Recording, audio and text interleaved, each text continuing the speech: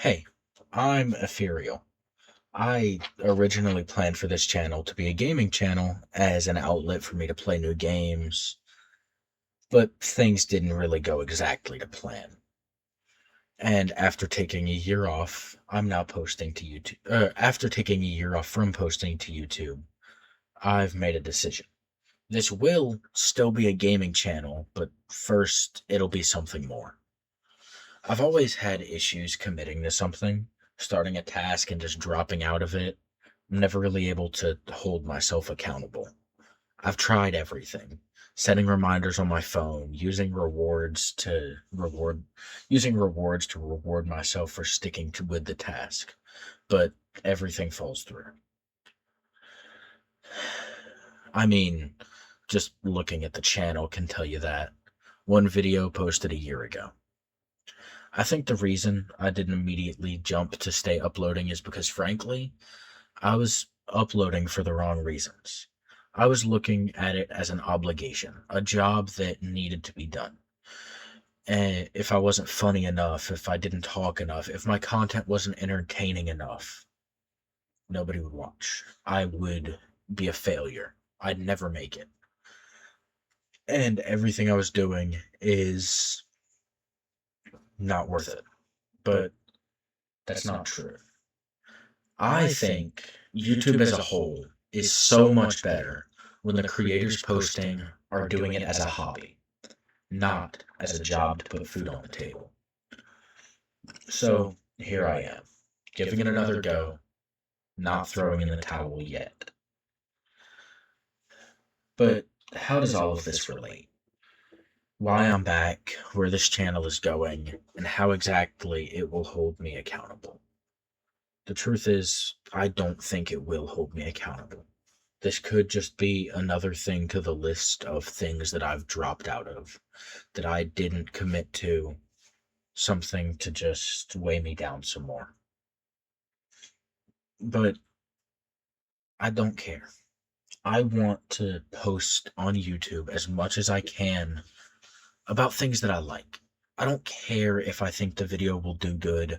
I don't care if the video sucks, frankly. Because to me, YouTube should be a hobby. It shouldn't be a job, something that I feel like I need to do. I want to have fun. I think that this as an outlet of creativity is much better than this as an outlet for me to get popular. I'm going to go a little off script here. Um, in high school, I didn't have a lot of friends. But when I looked online, I saw a bunch of people posting and everybody was commenting, and it looked like they were having a lot of fun. Like they were popular and had friends. And so seeing that, I so desperately wanted to recreate it and be popular, for everybody to like me. I picked up guitar so that I could start a band so that people would know my name. And frankly, it weighs you down. That want for public attention, that want for admiration hurts a lot. And I want to do better. I want to rid myself of that idea that I need everyone to like me, that I need everybody to approve of everything that I do. I don't. I'm done thinking like that. It's it's kind of hard sometimes, frankly, but I'm doing better. I'm trying to do better anyways. To get back on the script. I've always kind of been old-fashioned, not in like the 1960s way, but more in like the late 90s to 2000s way. I've always had a love for tech around that time. I've got a CD player in my room. I burn CDs. I keep an MP3 in my pocket at all times. I carry a Zippo because I think Zippos are awesome, and they will always be awesome to me. I don't smoke. I don't drink, I don't smoke, it's whatever. I think Zippos are cool, and I'm tired of pretending that they aren't. And something I've always loved was the old internet. MySpace, a place where you could post anything and the world would see it, but it would be yours. Something you created for fun as a hobby. Nobody was going on MySpace to get famous, to make money, to anything like that. No. People went on MySpace to share how they were feeling, to write a blog about their day, to reflect who they were as people. And recently, like probably about 20 minutes ago recently, I learned about indie websites and indie web development. Now, I've always known that indie web development was a thing. Like, I've always heard about it, but up until now, I always thought it was like indie games or indie music, where it just means that it's like one person or a small team with no major backing creating something. That's not the case. I was like really wrong there. Super off the mark. Some indie web sites are kind of like MySpace. That's basically what it is. It's older 2000s era websites that people make today. It's a whole community. Now, I don't know a lot about the community because, again, I learned about it 20 minutes ago, but I love it. I love the aesthetic and everything that it brings, and I want to get into it. Like, really badly. So desperately that, like, I can't explain it. Especially after that whole rant about, like, public admiration and stuff. Because, I don't know. It's hard to explain why I enjoy this so much. Because I don't know. It triggers these little, like, things in my brain that make me go, ooh, that seems awesome. It triggers it in the same way that CDs and MP3 players do. That same dopamine rush I get after burning a CD. After burning a CD and putting it into my radio for the first time and playing it. That dopamine hit, that adrenaline rush that I get. The same adrenaline rush that I get from, like, I'm stuttering here, and I tried not to stutter, but I need water. Excuse me. I love it. Like, frankly, and I really want to get into it. I'm not going to cut this out. This video will probably be mostly unedited because, like I said, this is going to be my channel. This is going to be a hobby, something that I take fun out of. I'll put effort into the videos, yes. Like, as a creator, I promise to put as much effort into the videos as I see fit. But stuff like this, taking a break to drink water, stuttering like crazy, that's me. That is who I am. I have a stutter when I get nervous and I start talking fast. And I'm nervous right now because as much as I don't want to want admiration, I'm still posting this video online to YouTube for admiration and for people to interact with it because it makes me happy when people interact with my stuff. Sorry, I ranted. But, so, to go back and to take a breather, indie websites. I want to make one. I know very little about HTML and CSS and code in general. I know a little of everything except for JavaScript and a couple others. I haven't ever even picked up JavaScript. I might try for this. I don't know yet, really. I don't know anything. And I think that's something not a lot of people realize is that most people don't know a lot. Not in general. I'm not saying that anybody is inherently dumb. But, like, about the future. Most people don't really have that idea put out in their head of what's going to happen, what they are going to do. I don't. I'm almost an adult and have no clue where my life is headed after this. So, I think we try here. We try to plan out. I'm sorry. I'm not meaning to make this a rant video, and I'm not trying to stretch out the runtime longer than it needs to be.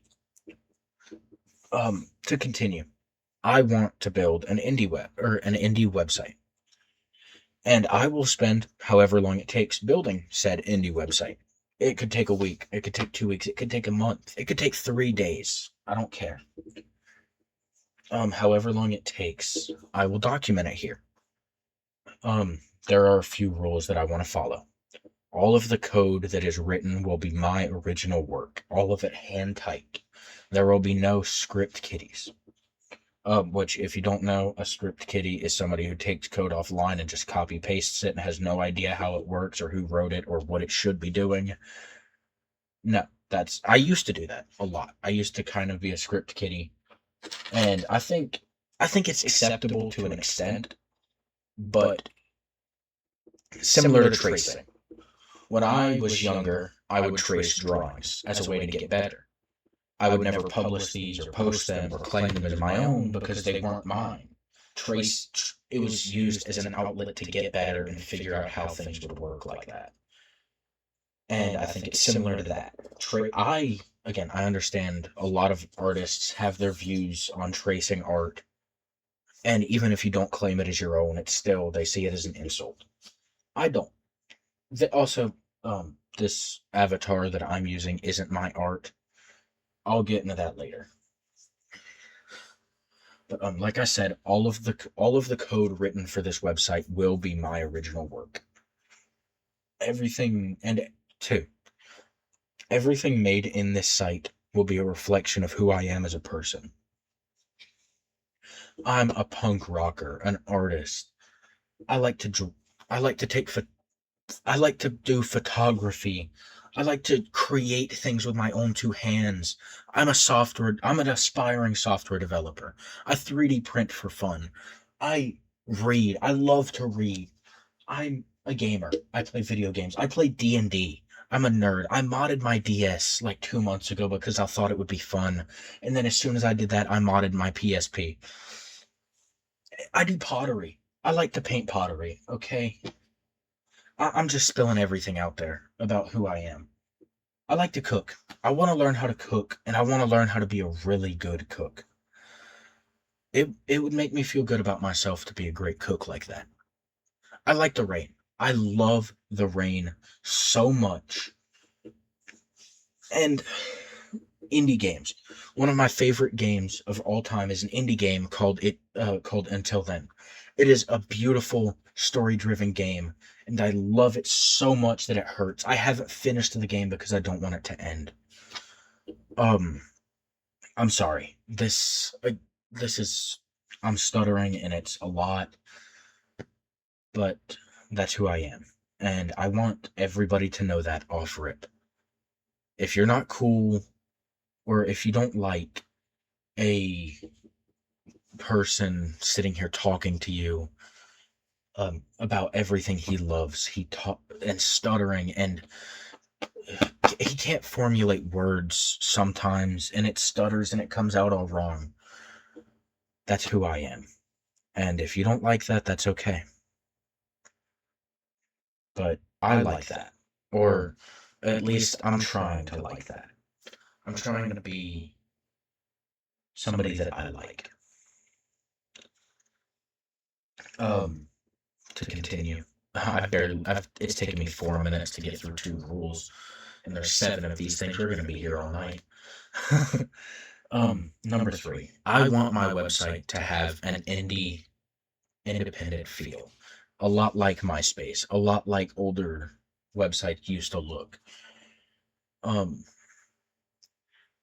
Number 4, one that I feel very, very strongly about as an artist, a photographer, a software engineer, and somebody who likes to play guitar, because this affects all 4 of those hobbies.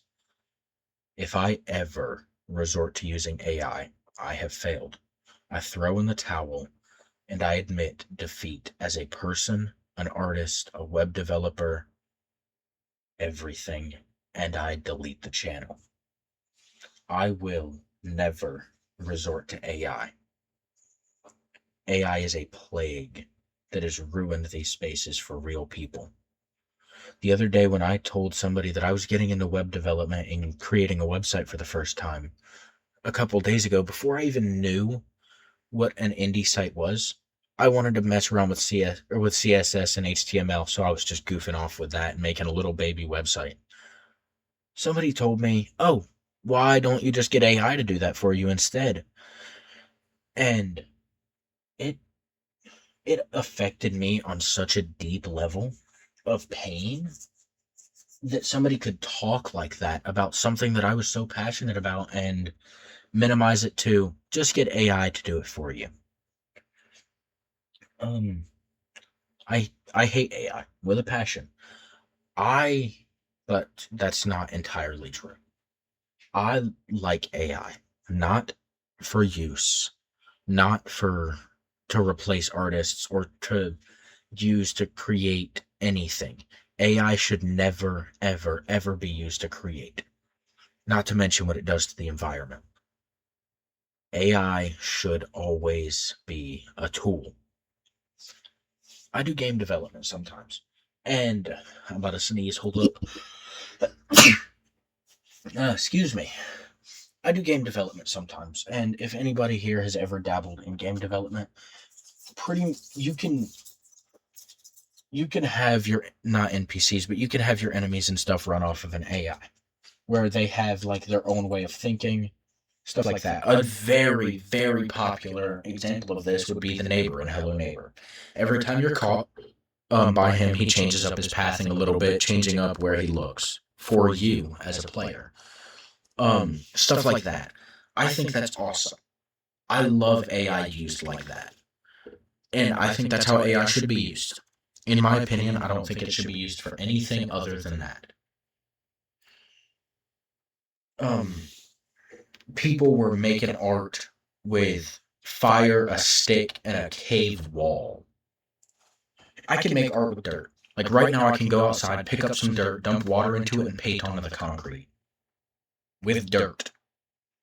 AI is never an excuse for art. Art is always accessible. Beethoven wrote music being deaf. He's regarded as one of the best composers in the world, living or dead. And he was deaf. That's all I'm saying. Oh, sorry, I feel very strongly about that. Rule number 5. All of my code will be open source and visible to everybody as soon as I figure out how to make open source code. And then rubber duck videos are something that I want to post at least once a week, every 2 weeks at most, because I do have a busy schedule working and working. I work all the time as much as I can. I work in fast food, so my schedule is kind of random, and I take as many hours as I can. The restaurant that I work at, I'm not gonna say which restaurant or where. Um, it's open until 3 a.m. And so my hours can fluctuate from noon. Like I could go in at noon and work until 3. Yesterday I had to work a 10-hour shift, and it kind of sucked. But yeah, my hours for work fluctuate a lot. So I'll try to be consistent with my posting, try to get in a video once a week, if not every 2 weeks. And if I don't, who cares? Like I said, this is a hobby. I don't feel obligated to post to YouTube. And I don't think I want to feel that obligation. Um, and last but not least, rule number 7. Lucky number 7. Never lose hope. Because once I've lost hope, I've lost a reason to continue this project. And that's something I don't want to do. Um, so with those 7 laid out, we have our rules. I hope everybody who sees this video is willing to join me in this project and many more to come. I hope everybody who sees this video is willing to join me in this project and many more to come by subscribing to the channel and liking the video. I know I went on the rant earlier about how I don't care about what people think, or I don't want to care. But it still feels nice when people like my video, or I can see my subscriber count go from 0 to 1. That'd be awesome. um, but again, if you don't want to, or if you didn't enjoy this video, don't like it. It's okay. So, anyways, I hope you took something away from this video that will help you in life. I know the video isn't terribly long. I wrote this thinking that this video was going to be under 5 minutes. I'm up to 20. I and there isn't a lot of meat on the bone for this video, but like what I said about YouTube, I believe that is true. Make it a hobby again. Start a YouTube channel. Post things that you like. Don't feel the obligation to make it a job. Don't think of it like that. Never get into the idea that posting YouTube videos will make you money. Do not let your brain get that idea. Keep it a hobby. And if you do eventually start making money off of this hobby, that's great for you. That's great for you. Try not to make too much money. Now, that is a crazy thing to say, right? Everybody, I'm not going to tell you not to make money. That's stupid. Everybody needs to make money. But I believe if you start making too much money off of YouTube, you're automatically going to see it like a job. Your brain is automatically going to go, oh, if I don't post to YouTube, I don't make money this week. Don't do that. And never quit your day job for it, please. I like people that content create full-time. I'm a huge subscriber to a lot of those bigger channels that are full-time content creators, and I like a lot of them. But I don't think that should be your goal. Your goal should not be to quit your day job and do YouTube full-time. But who cares? Your posts on YouTube do not need to correlate, even a little bit. But put forth a little bit of effort into a channel and try. Who knows? You might just have fun. And if you don't, who cares? The age of having fun is now. Don't let it pass. Don't let the world end before you decided you could have fun. That's my message for today. Thank you.